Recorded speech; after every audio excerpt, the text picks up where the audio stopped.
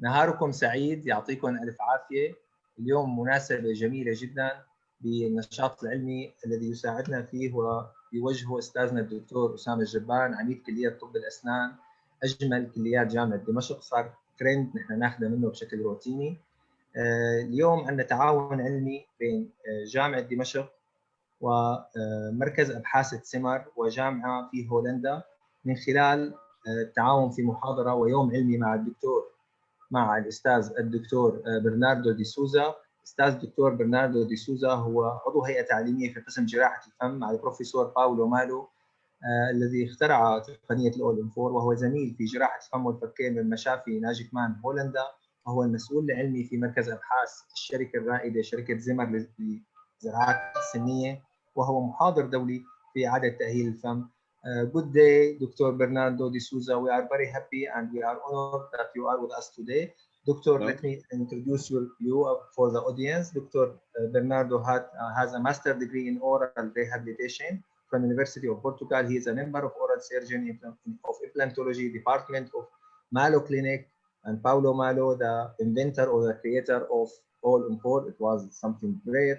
He is the opinion leader of Zimmer Company, this widespread implant company around the world. He has his internship in oral and maxillofacial surgery at UMC University in Netherlands. He is certified by Zimmer to be an international lecturer. He has a lot of participations in several conferences and congresses. Dr. Bernardo, thank you for accepting our invitation. We are very happy that you are with us today. I thought that maybe Dr. Isam Khouri should be with us, but something interrupted him.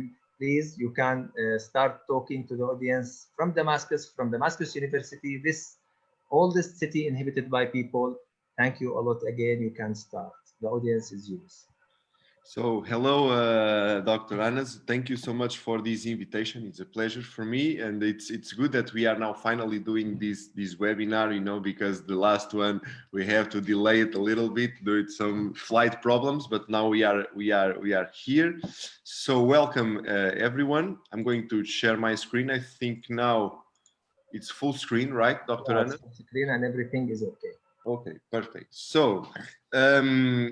The topic of today is a little bit controversial. It's do we really need guided surgery in 2020? Because this is becoming a very popular trend to do any full arch surgery with surgical guides. So I'm going to tell you how this happened between me and Dr. Anas. Actually, this happened because of this post I placed on the Full Arch Club, which is our Facebook group. We are now more than 4,000 colleagues, and I decided to write this post, the 9 reasons on why you should stop doing guided surgery. And I know this is a very controversial subject, but then after 1 hour, we start to get a lot of likes and a lot of loves and a lot of comments about this topic, and I saw that actually most of the colleagues agree with these statements that we were talking in the group. And so Dr. Anas was kind enough to invite me to talk a little bit about this subject with you at the Damascus University. And so we will start talking about a little bit of full arch surgery and to try to check if we really need the guided, if it's a benefit for us, or if it's something that will complicate actually our surgery more than it actually is sometimes. So before we start, this presentation is a dynamic presentation. I prepared these QR codes for you. Please, if you have an iPhone, you just need the camera of the iPhone. If you don't, if you have an Android, you may have in some Androids to have a QR code reader application. You can get it from the Play Store, and you just point anytime you see a QR code that is special content, then you can download in your cell phones. So let's start from the beginning with Professor Brandmark, because we are talking about implantology. So let's talk about the father of implantology, who created what we know today as the modern dental implants. This started in 1952 when Professor Brandmark was doing studies about the microcirculation of blood in the rabbit's leg. And what happened after the studies was that Professor Brandmark wanted to take out the probes, the metal probes he placed inside the rabbit's leg, and he couldn't take them out because they were stuck, they were fixed, they were actually integrated. This was the first time that the osseointegration word came into the medicine, and it's now the standard for the fixed rehabilitation. After a while, this became not only possible to substitute individual tooth, but also to full arch implantology, to replace an entire arch with dental implants. And some years later, Professor Brunmark himself again did the first zygomatic surgery with big implants placed on the zygomatic bone, and 10 years later, this type of implants were accessible to the dental community. Years later, this led to the democratization of implantology. What we mean by this is the placing a different number of implants depending on individual choices of the doctors for a full arch rehabilitation, and depending also on the characteristics of the patient. So there was not many guidelines about how many implants and where should you put these implants in the context of full arch rehabilitation. And then it all changed with Madsen in 1999. This, for me, is one of the most fantastic articles. You can get it with the QR code you see here, because this article was the first article to describe these techniques that we are talking today, the graftless techniques, which allow us, using tilted implants, to still perform immediate loading. Here you can see the drawing, the first drawing of what would be the Allen 4 technique in the future. So this was in 1999. And later, Paulo Malò, which I had the pleasure to work with some years ago, launched the first 2 articles about improvement of this technique by Madsen, which he called the Allen 4 technique. So the first one was in 2003 for the mandible, and then in 2 years later, in 2005, he launched the Allen 4 in the maxilla, which is exactly what we are going to talk today, not only, but we will start talking about the Allen 4. But as we know, and as we all know, because we are all professionals in this area, everything that's new always become with a lot of criticism by the colleagues and by the general public. So we had to prove 2 things. Biomechanics, we have to compare straight implants with tilted implants, and we have to compare what the literature says between putting 4, 5, 6 or more implants in every arch. So let's see what the literature says as of today about straight versus tilted implants. So we have this fantastic study by Zampellis, one of the most important, and Bo Rangert, which is actually a mechanical engineer. This was launched in 2006. You can get also the article with a QR code.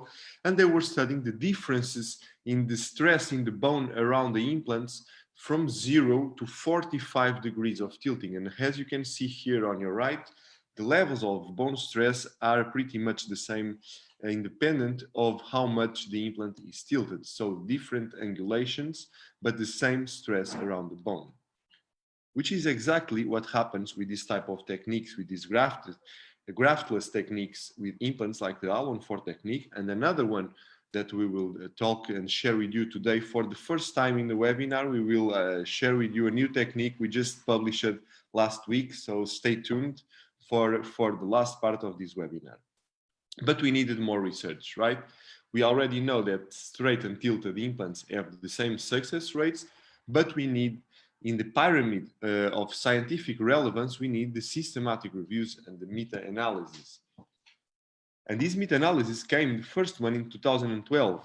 So this beautiful meta-analysis by Javier Ali, it was the first meta-analysis comparing straight and tilted implants, and they found the same success rate and the same marginal bone loss comparing straight and tilted implants. 3 years later, in 2015, Bruno Sharkanovic published another meta-analysis, and he get the exact same conclusions. So the same success rate and the same marginal bone loss comparing straight and tilted implants. So we already know that tilted implants work as well as straight implants. So let's see what the literature says about the number of implants in every arch. So comparing 4 implants with solutions with more than 4 implants, we have the first study is actually by Professor Brandmark himself again. So in 1995, he published the results of a 10-year study he started in 85, and the conclusions that Professor Brandmark got from this study, that you can also read with this QR code, is that the survival rate for both individual implants and the prosthesis was the same in both groups at the end of the 10 years observation period. And the present, just read very carefully the statement for Professor Brandmark, the present tendency of some clinicians to install as many implants as possible should be seriously questioned. So then came the studies about the number of implants. The first one, one of the most important is this one by Doig in the year 2000, which he was comparing the loading conditions, and they found that the loading conditions between 4 or 6 implants has no clinical relevance at all. You can also get the study with the QR code, and you can also get this one by Marcus Nakoneci, an extremely important lab study, which was measuring the forces, the bending forces and the hinging movements in all the parts of the framework, and he found no differences between 4 or 5 implants. So these behave in the same way. However, he did found difference when we are doing a full arch only on 3 implants. So between 4 and more than 4, there are no differences, but with 3 implants, he found compromising situations with 3 implants only. So this is exactly what we are talking today, the Allen-4 technique and another techniques derived from this situation. Last year, Paulo Maló published the 13 years follow-up in the maxilla, which was a big study, the biggest one in the maxilla, with 1,000 patients and more than 4,000 implants, with a 95% survival rate. And then he published the mandible, the 18 years follow-up in the mandible, with almost 2,000 implants, a 93% survival rate and a 92% success rate in those implants. So we always are surrounded by myths around us in every type of situation we want to look. So there are people that think the earth is flat, there are people that think that vaccines don't work, and that the man has never been to the moon, and all these things that we see today on the social communication. And all these things are nothing else but myths. And also the Allen-4 surgery was for 20 years denied, that most companies didn't believe the technique was a good technique for the full arch rehabilitation, but we now know this is just a myth, and the numbers speak from themselves. And finally, the international community had to speak about this, because for 20 years this was very criticized. So the international consensus only came in 2016 from the ITI, the International Team for Implantology, who finally said that there is no increase of the risk for implant loss in posterior tilted implants in the mandible and in the maxilla. So what would be for you and for me and for everybody, and mainly for our patients, the ideal full arch solution in 2020? In my opinion, it should be a fast solution with no complicated regenerations, which allow us to perform immediate loading in every case, which has a cleanable prosthesis, high success rates, and a reasonable cost for the patient with few complications. This is exactly what we can find in the Allen-4 technique and in the other techniques we are going to cover in this webinar. So here you can see how it looks like the upper Allen-4 and how it looks like the OPG of a B-Max Allen-4 with the tilted implants in the posterior area. So let's talk a little bit about basic fundamentals of the technique. So in this type of full arch situations, we need a wide flap, because 99% of the full arch surgeries need some degree of bone reduction, and we cannot do a bone reduction with a flapless technique.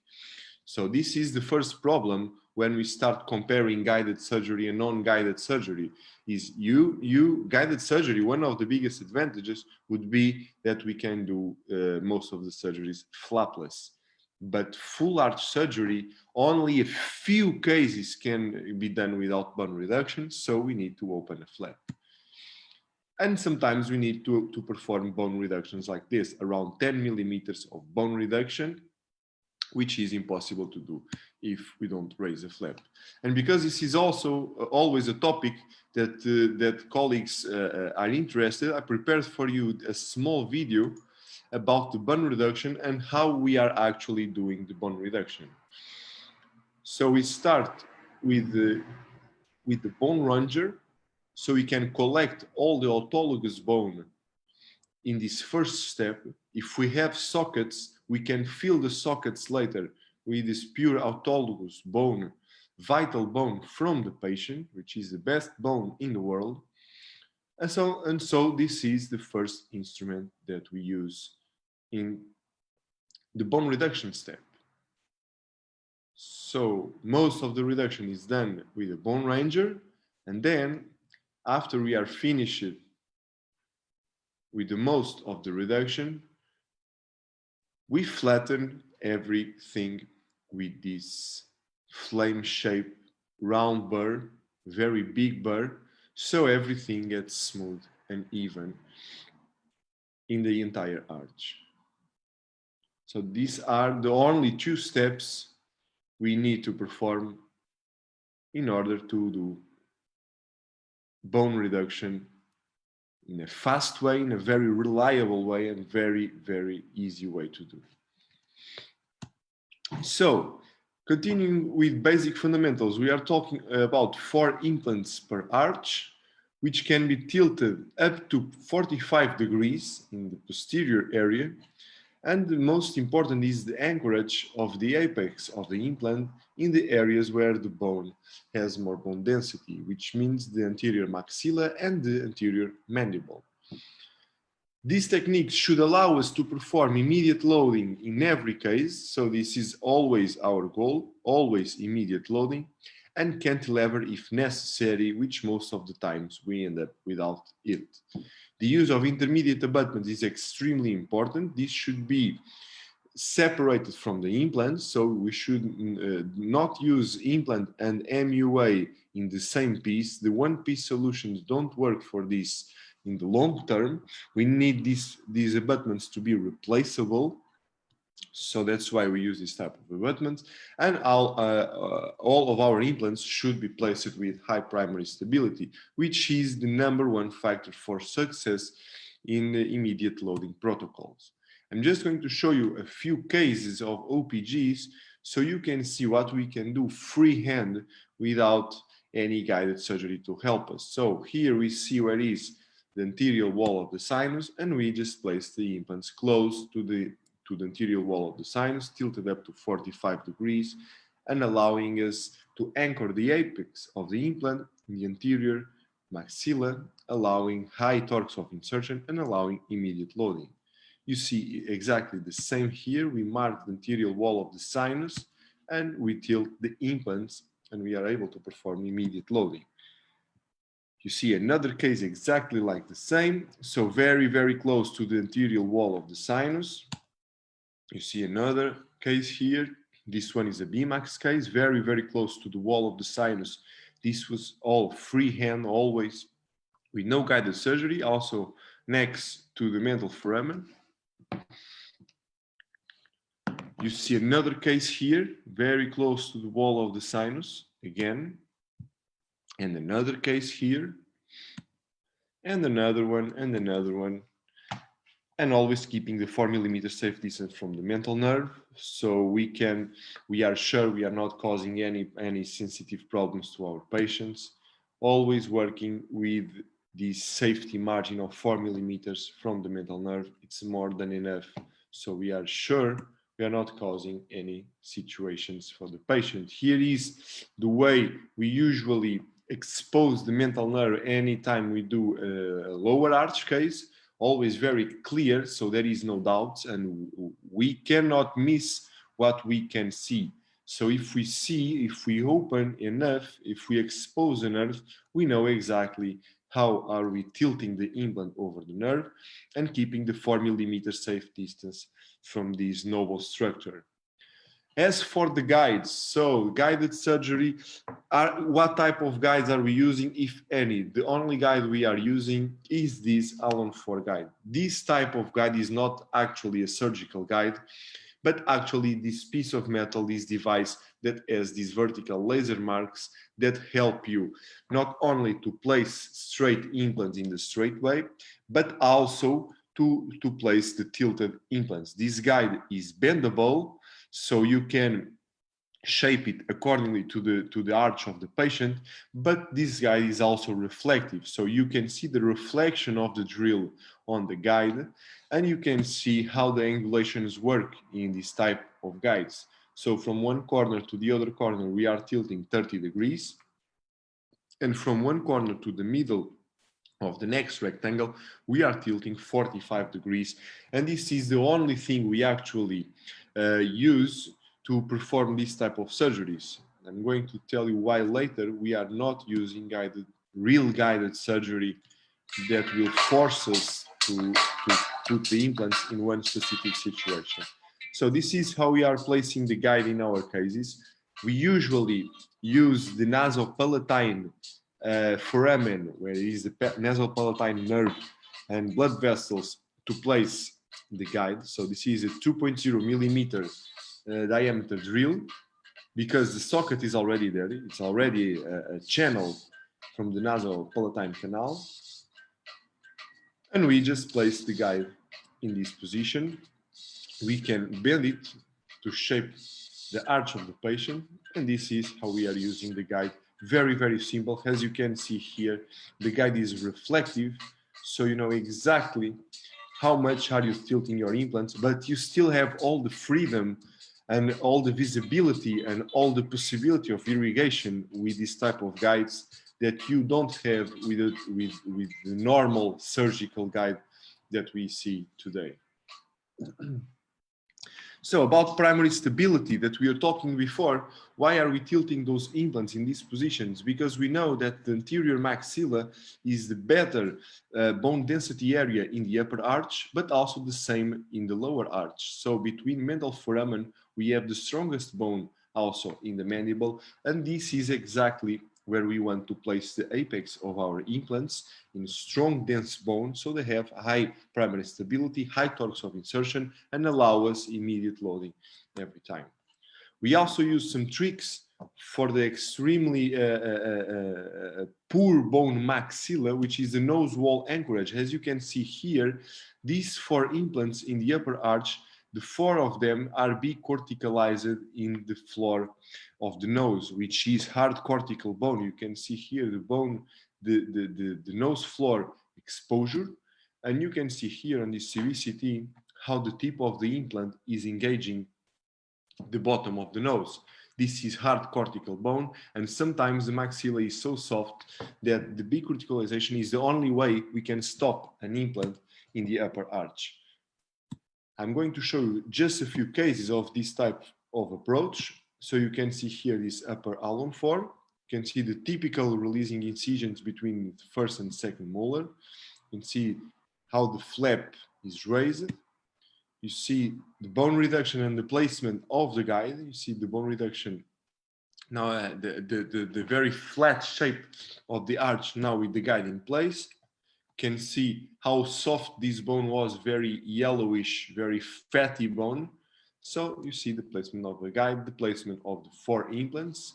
So the 2 straight implants and the 2 tilted implants. This is a pin, just a guide for the straight implants. As you can see here now with the abutments, and you can see the positioning and the angulation we did on those posterior implants, very close, trying to mimic the anterior wall of the sinus in both sides. I'm going to show you also this lower Allen 4 surgery. You can see the occlusal view of this case, this O plus teeth. So we have placed the implants, we have placed the multi-unit abutments, and you can see here, which we were talking before, so we collect the bone in the bone reduction step, and we fill all the sockets only with autogenous bone from the patient. We put no membranes whatsoever. We use no bone substitutes. We just use the same bone of the patient. We don't need anything else for regenerating tooth sockets. Also, another case, BMAX Alon form. You can see here the upper arch. You can see this very thin crest, mainly on the anterior maxilla. But after small bone reduction, we end up with this type of crest. So this is now more than enough, so we can place our implants in a very safety way. You can also see the relationship between the nasopalatine canal and the rest of the arch. So the atrophy was so much that this stayed on crest after bone reduction. And you see here after suturing. And this was a very funny case because this patient wanted a cheap solution for the lower arch. So we just did two normal locator system, immediate loading as well. But 2 months later, he wanted to convert this to a fixed solution. So we keep the keratinized mucosa. We didn't go with the incision all the way up. We just did two partial incisions. We placed the distal implants and the multi-unit abutments. And this was how we convert a locator case to a full arch case in the same day. So I'm going to show you also this BMAX Alon for surgery.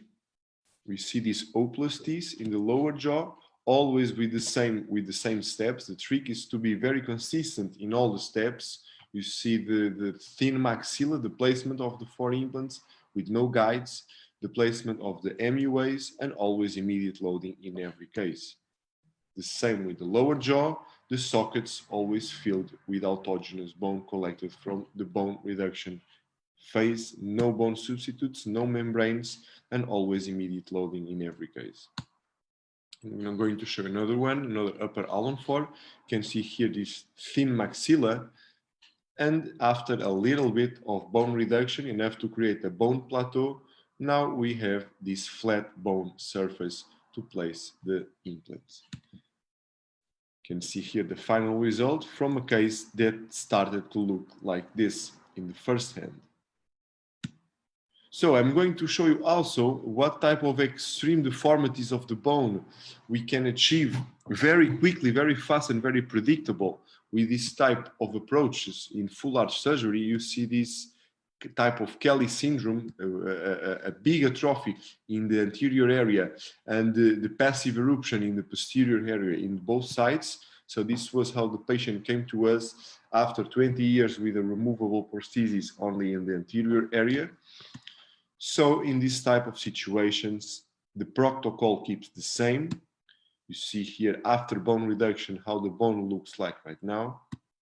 And you see after the surgery, after the healing, how both arches are completely flat.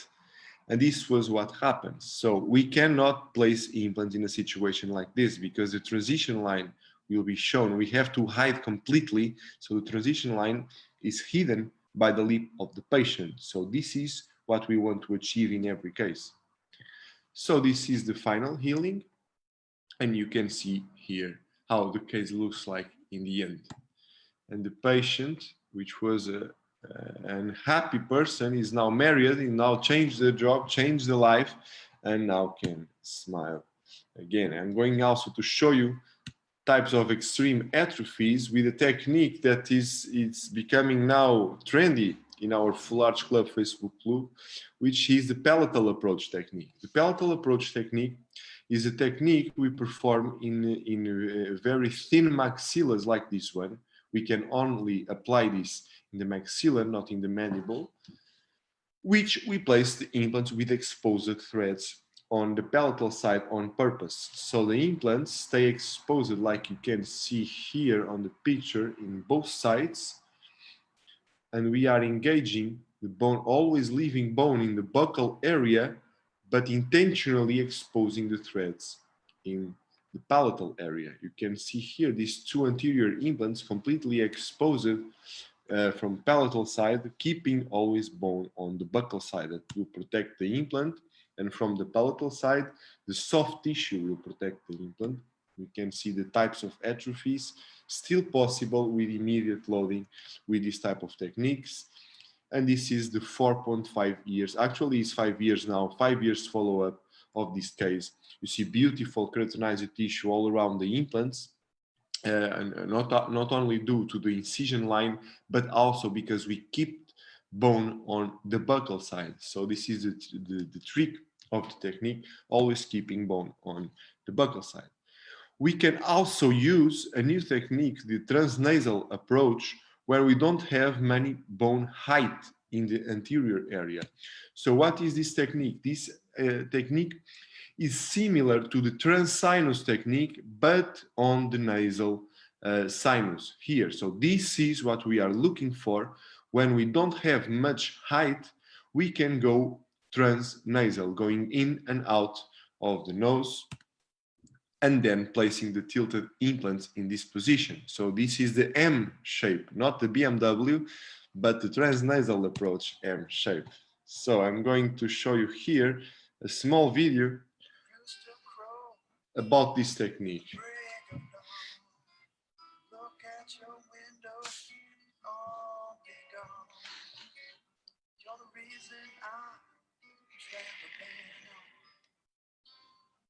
Don't think twice, it's all right.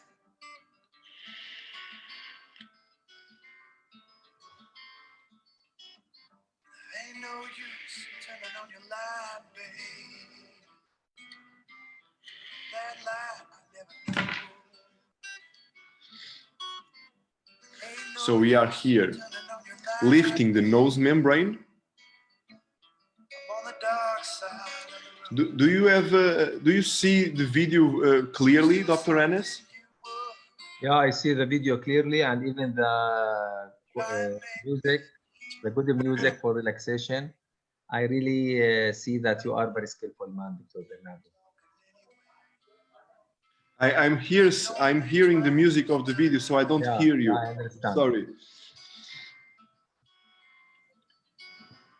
So the bone reduction, as we all do in all these cases, because 90, as I told you before, 90%, 95% of these cases need some degree of bone reduction to create the flat bone surface and to hide the transition zone. And so we always start by placing the most difficult implants, which are the tilted implants in the posterior area, because these implants are crucial. We need to have primary stability on the posterior area before anything else. And so, after placing the distal implants in both sides, so now it's the other one, we are doing now the transnasal implant. We just lifted the nose membrane and we are going in and out of the nose with a 2.0 diameter pilot drill.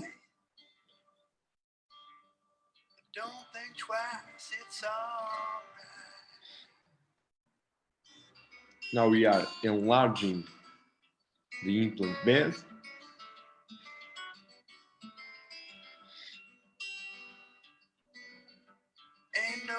And now you see the placement of the first transnasal implant. You can also see it here. You see here the positioning of the implant.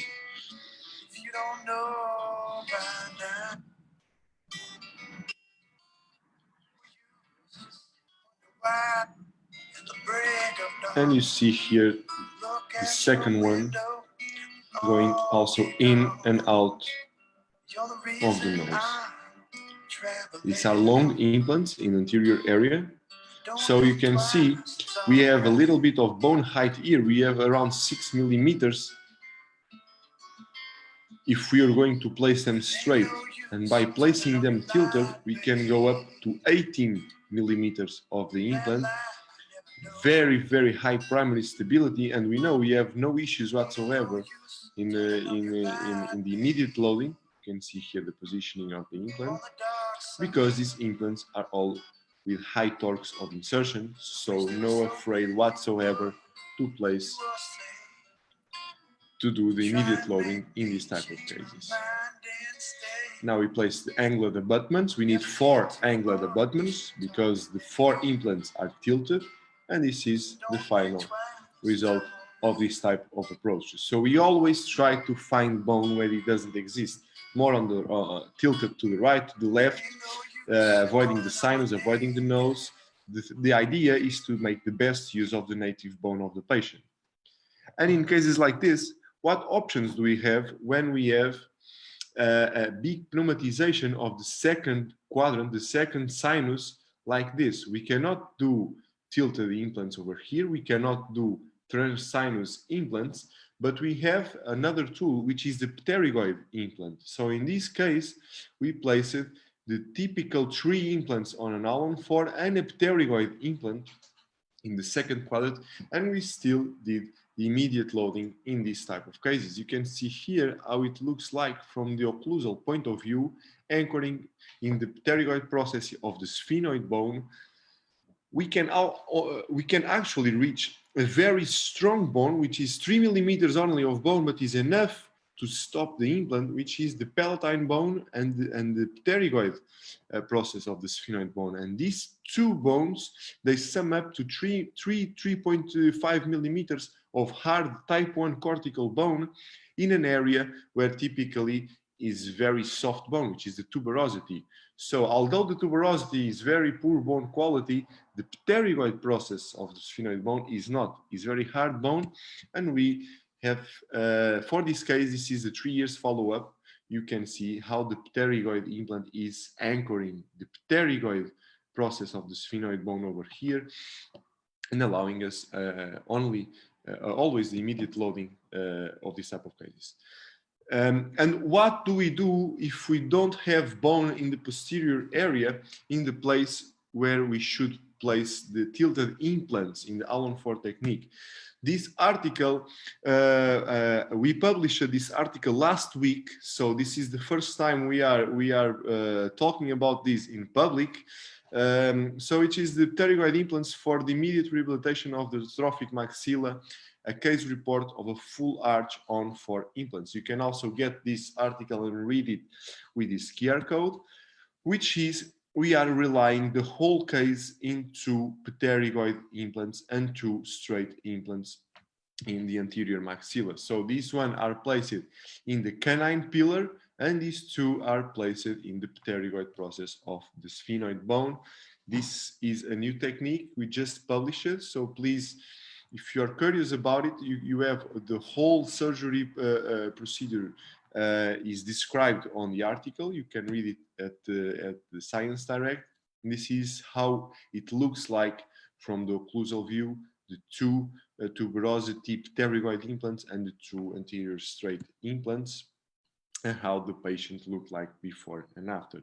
So we have a lot of options right now, playing with the angulations of the implants and using the best resource around the nose and around the pterygoid area to still allow us to do immediate loading freehand with no surgical guides and still allow for immediate loading. And when there is absolutely nothing left, what we can do? Are we still going for the zygomatic implants, or do we have now better tools for this type of approaches? We stopped completely doing zygomatic implants for a few years now because of situations like this. So anyone who has dealt for some years with zygomatic implants, I'm pretty sure we have all of us, we had troubles with this type of implants in the medium term and in the long term. We are talking about the fracture of the zygoma. We are talking about the extraoral fistulas. We are talking about chronic sinusitis, mouth sinus communication. There are several cases described of blindness. So patients that went to place dental implants and get out of the office without vision in one eye. So this for us is now the past, because we are now returning into the new age of superossal implants. I mean new age because these implants are completely different from the superossal implants that we have in the 50s and in the 60s. So now we are customizing these implants based on the Cbct scan of the patient. This is CAD/CAM manufacturing, and this structure is pure titanium 5th grade. So this is completely biocompatible. There is no rejection, there are no inflammation on the bone, and neither on the soft tissue caused by this type of alloy. These implants have an hybrid surface, so the face of these implants that is facing the bone is a treated surface, and the part of the implant facing the soft tissue is a polished surface. These implants also have a major difference from the superiossals from the 50s and the 60s, because these implants don't just sit on top of the bone. We have to make a few channels to accommodate this implant, and this is the only reason where we use the guides for the bone preparation. We actually need the guides so we can make the holes in the exact place to accommodate this type of implants. These implants are screw integrated and screw retained, because these mini screws, these green screws that you see here, are actually titanium screws. So they fix and they also integrate together with the implant, and we have a multi-unit connection. This implant is developed by boneeasy.com. It's a Portuguese company. Just you can go to their website, and I'm pretty sure they are already shipping also to your country. Please check them out. These guys are brilliant. And I'm going to show you the type of cases we can solve with this type of superiossal cases, which are the typical quad zygoma cases. So this is the Cbct scan of this patient. I think you can see here on the video. So we have just the 1 millimeter of shell of bone around the whole maxilla. You can see here, this is the cross-sectional. So you see we have 1-2 millimeters of bone all around from one side to the other. The typical quad zygoma case. And with this type of approach, we can now fabric this type of custom implant. You can see here on the video, where is this implant anchorated. So we see there are 2 fixations in each zygoma. So we have 2 mini implants in each zygoma.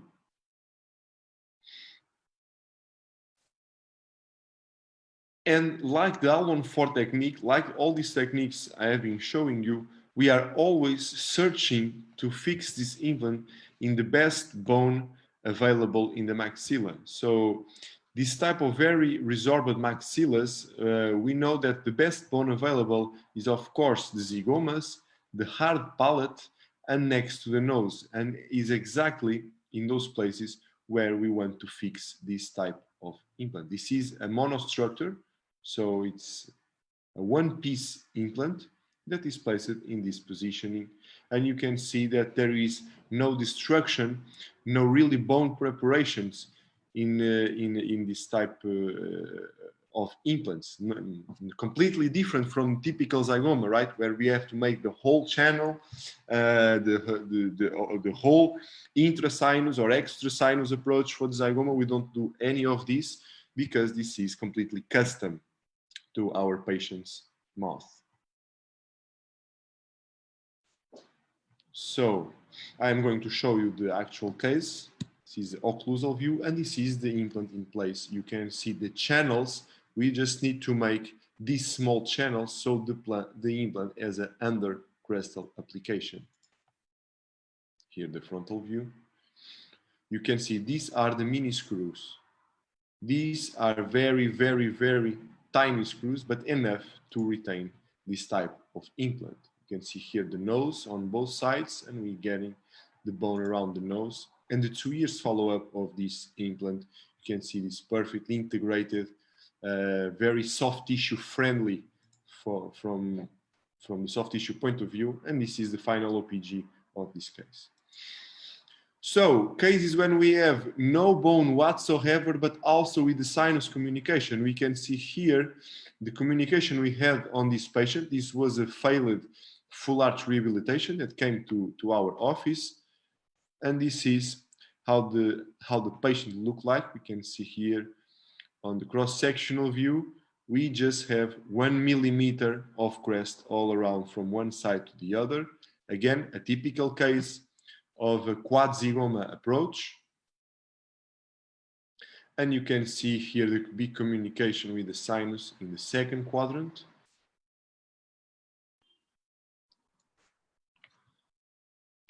And so we ask Boneezy again to design this beautiful superosseal implant. This is how this looks like. You can see the fixations on the zygoma, on the lateral sides of the nose, in the midline of the palate, anchoring the vomer bone.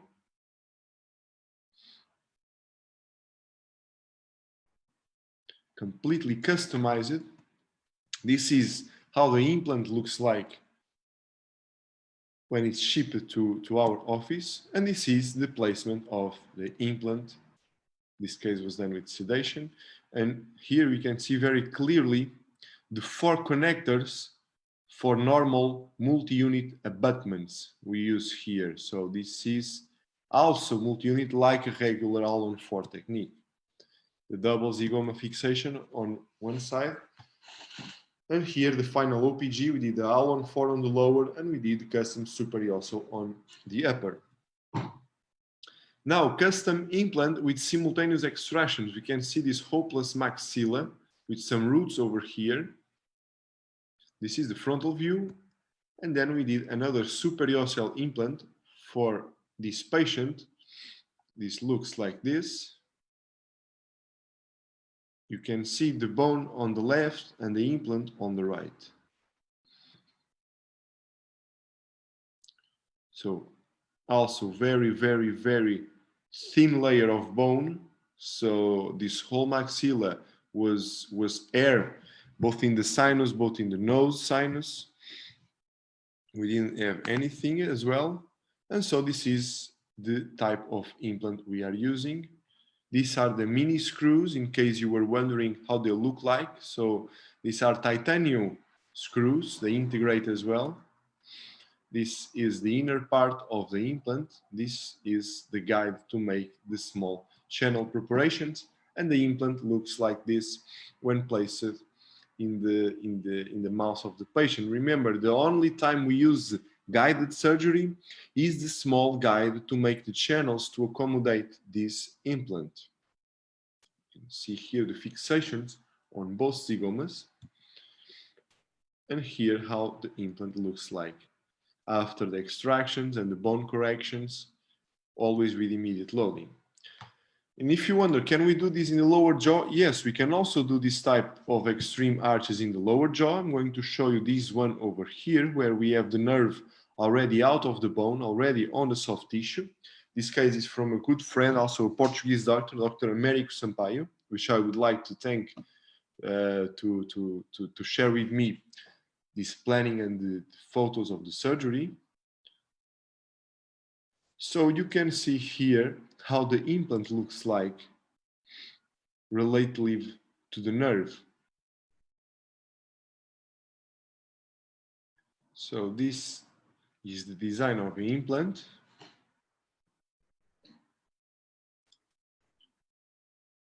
Very, very atrophic case.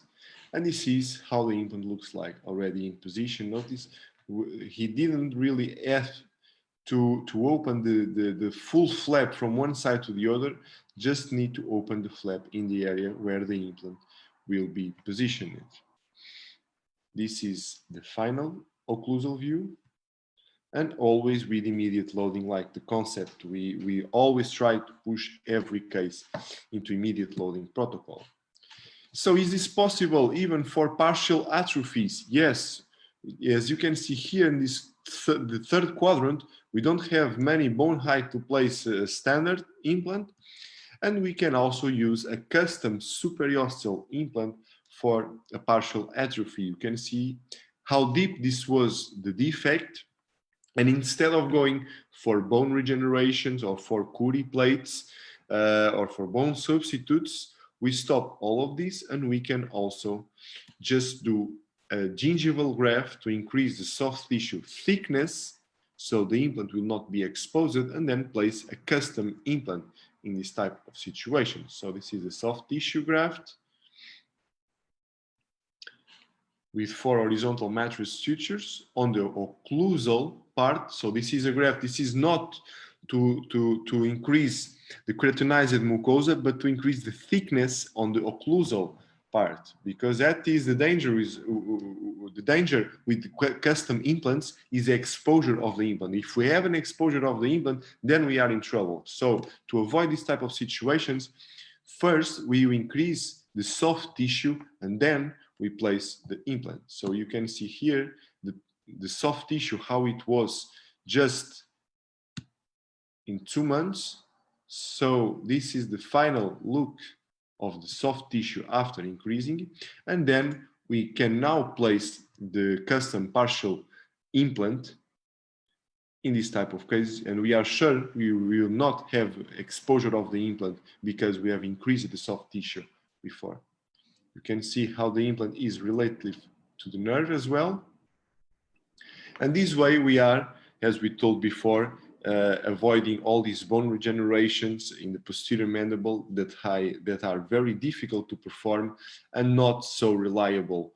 We cannot assure 100% success in this type of procedures, so we avoid this situation and we do partial superioral customized for our patient. It looks like this when it is shipped to us, and we can still perform immediate loading in this type of cases. So this is the implant in place. You can see also fixed with the mini screws, the same mini screws we use to place the full mouth implant, and the connectors for the multi-unit abutments, which look like this in the final OPG. So, to finish this presentation, I want to share with you the 9 reasons. This was the reason of this presentation to do or not to do guided surgery. And so there are 9 reasons very important we all need to consider when we are thinking about going freehand or going with guided surgery. The reason number 1, in my opinion, is that being a good digital planner does not make you a good surgeon. What I mean by this is that we see a lot of colleagues trying to learn how to plan guides in open source softwares like the Blue Sky Bio, for example. And one thing is you plan a perfect guide and you know how to do all this 3-dimensional positioning of the implant in theory in your computer. But that doesn't mean you are going to be a good surgeon. It just means if you do the case with the guide, that you are going to do to replicate what you had to plan before. And it doesn't make you a good surgeon. I mean, being a good digital planner is for sure a great thing and for sure very helpful in the future. But if you want to learn how to do surgery and to improve yourself as a better surgeon, guided surgery will not help you in this particular matter. The reason number 2 is that digital planned surgery doesn't necessarily save you time. This is a big lie on guided surgery, is that makes the surgery a lot more faster. This is simply not true. We are all professionals in this type of situation, and I am pretty sure that if you have planned from start till the end a full arch case, you spend more time doing the digital planning than doing the surgery itself. So it may save you a little bit of time during the surgery, but the whole process, I'm pretty sure it took a lot more than it would if we were doing freehand at the moment. Planning digital planning takes a lot of time, which is, as we all know for sure, our biggest resource right now. It's our time. And so this is another myth that we have to be careful when we think that guided is faster. It's not faster. It actually takes more time to you. The third reason, it's what we were talking at the beginning of this presentation with Dr. Ernest. is that if a guide fails to fit, which happens many, many times, anyone who is working with guided surgery has this problem a lot of times. I'm pretty sure of this, is that we may have to remove the guide during the surgery and now do it freehand. If you don't have the skills, if you are not a real surgeon and you don't know how to operate without the guide, you will not solve the case, and you maybe do irreversible mistakes, or you are not going to do to your patient what you sold them. If you sold them an immediate loading case and you have to take out the guide, you may not be able to perform the rest of the case without the guide, and that is a big problem. Reason number 4 is that placing a full arch guide requires a lot of inter-arch space. So this type of cases, when we are tilting implants in the posterior area, all these type of cases already need our patient to open wide and to give us a lot of inter-arch space. If we had the length of the guide and the length of the specific drills for guided surgery, which are longer drills than the normal ones, and the drill of the implant itself, some patients cannot accept the guide. So imagine what the problem is, that you are not comfortable in doing freehand surgery, so you do the guide. And then you go for the surgery, you try to place the guide and you place the guide, but then your patient doesn't open enough so you can place the implant. What can you do in this type of situation? If you are not comfortable in doing the surgery freehand, you will send the patient home or send to another colleague or something else. This is a big problem, the inter-arch space when we are working with guides. The reason number 5 is if you see yourself in a different scenario from your typical scenario, I mean a different clinic, you go operate a case in a colleague's office, or if you have a complication during the surgery, or if you have an implant failure, let's say at the 4 months, when you are starting to do the definitive prosthesis, and you have to make immediate decisions, immediate surgical decisions on the spot, and you don't have the time and the Cbct to plan the case, you will most likely fail because you were counting on the guide in the first time. And when the problem happens after some months, you will have to deal with the problem in the moment, and without guide, you may not be able to solve this problem. Reason number 6 is that CT and Cbct scans fail. This is the untold truth about the CT scans and the Cbct scans. How many cases have we seen on the tomography that we have a big cyst and the cyst is surrounded by bone in the four walls, and after you raise the flap, you see that you have no buccal wall. This happened to me more than one time, and I'm sure this happened as well to you. So the CT scan and the Cbct scan is it's a computer renderization of a physical situation. So you cannot be sure that you are seeing on the computer is exactly what happens in the mouth of the patient, because you know there are a lot of false negatives and false positives when we are working with images. If you know a little bit how this type of scans work and how they produce the image, this is very simple. They produce the image based on contrasts. So a harder surface appears white, and the softer surface appears dark. This is the only thing that the computer knows. To be very basically speaking about this type of technology. So this type of contrast imaging is not 100% reliable, as most of us know, and that's something we have to deal with it. The reason number 7 is the big brainwash, and I don't really want to dive deep into the money market of this, because we are clinicians. Our mission is to help our patients. But guided surgery is $1 billion market today.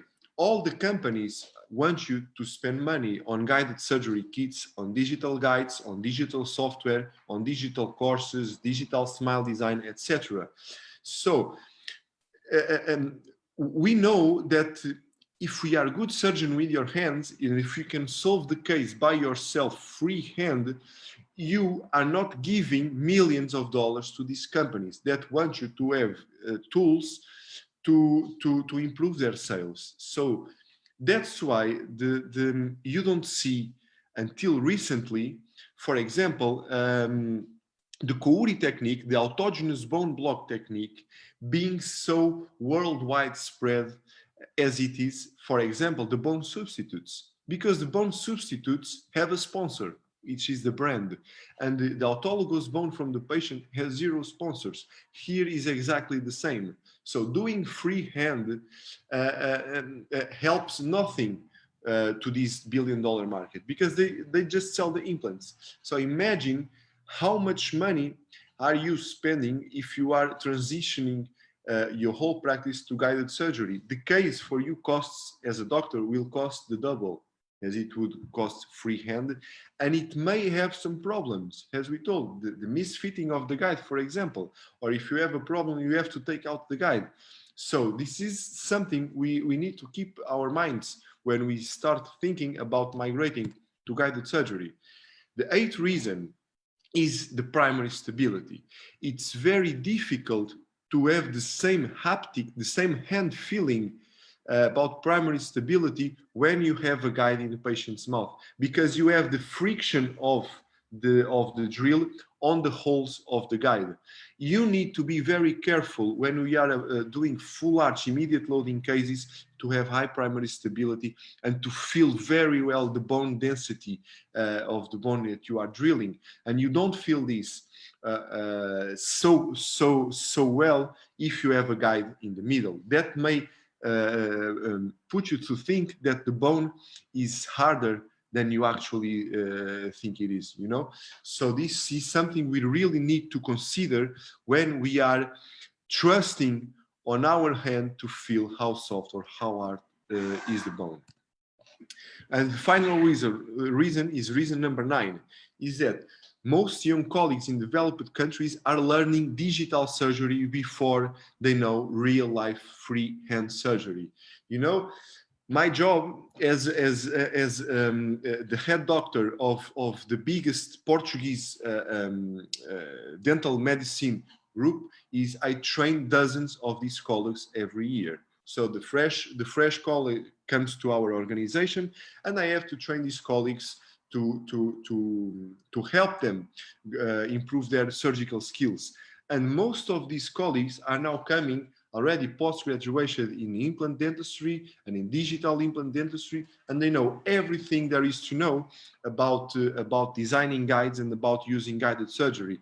But their feedback, when you take them out of that mindset, when you take the guide, when you take everything and you put them with a real life problem to solve on the spot, they get real scared, because you don't have these tools and you don't have the mindset to deal with the problem on the spot without taking the problem home with a pen, put the pen on the computer, and then study the problem with no stress whatsoever surrounding you.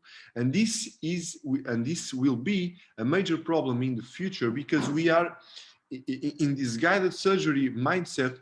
We are how is the best way to say this? I mean, the next generation of doctors will be doctors that depend 100% of guides and don't depend and don't trust on themselves. I'm really bit afraid of this in the future. If we are not training doctors, we are training digital nerds. So this is my message to you today. I hope you liked this webinar. For me, this was a pleasure. Talk a little bit of full arch surgery, how the potential of these techniques are today doing graftless surgery, always with immediate loading, freehand, not depending on the market, not depending on guides, but depending on your own knowledge of anatomy, your hand sensitivity of the bone quality of the patient, and trying to give the best use of patients' native bone conditions to place the minimum amount of implants necessary to rehabilitate with immediate loading each and every case. So my take-home message to you is that you don't need guided surgery to be a good surgeon. You need to be a good surgeon to make good use of any guide. So thank you so much, Dr. Enes, for the invitation. Thank you also to Damascus University. It was a real pleasure for me to be here. And I would like also to invite, I'm sure a lot of colleagues are already in our Facebook group, the Full Arch Club. If you are not, you are more than welcome to join us. All these techniques we have talked here today, we share on a daily basis on our Facebook group, which was the place where we both met, to be honest. So thank you again for your attention. It was a big pleasure for me. Yeah, thank you a lot, Dr. Bernardo. It was really a very great and special lecture. I really can say that you are a part of art in the oral surgery. It's more than experience. It's more than that you have a high concentration and work for your patients. You are very advanced. I saw something special. You are talking about something I faced in my PhD. I before talked with you about that when we do a digital surgery, we are digital guided surgery. We are really like if we had a chain in our hand, we can do nothing. Any complication, it will transmit to or change to be a big horrific situation. But we have a question. Some of people will say that we are relying on our experience in like non-surgical, non-guided surgery, and how can we manage the combination between the prosthetic place and the implant place? How can we do the small connection? Can you clarify for the audience? Because they put a reason that we are using guided surgery because we believe that the best place for the implant is according to the prosthetic situation. So what can you answer, please, Dr. Bernardo? Yes, that's a very interesting question, and it depends on the prosthetic plan that we are talking about. So most of these cases we are talking here, you have seen, we use an FP3 type of prosthesis. So we are talking about a muco and gingival prosthesis with fake gingiva. So in this type of prosthesis, we are not limited by the positioning of the cylinder, you know, because it's an FP3 type of prosthesis. It doesn't matter if the cylinder is in this position or 5 degrees to the right or to the left. It doesn't matter. In the full dentoless or a high atrophic maxilla or mandible, that's right. That's right. Yeah. So the perfect positioning, I'm sure the question is addressed. This is relevant for the type of an FP1 prosthesis when we just have the teeth and we are doing mucogingival augmentations to get the papillas from one side to the other.